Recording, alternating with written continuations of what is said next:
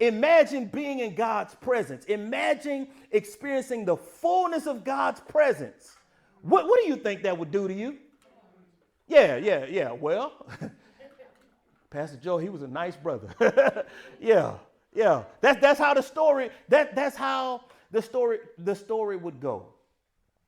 But there isn't a problem with God's willingness. The issue is with Moses' capacity. And because of his sin nature, he does not have the capacity to experience the fullness of God's glory. He doesn't have the capacity to experience the fullness, the goodness of his godness. But it's still good. You know, it kind of reminds me of that story, that book, that movie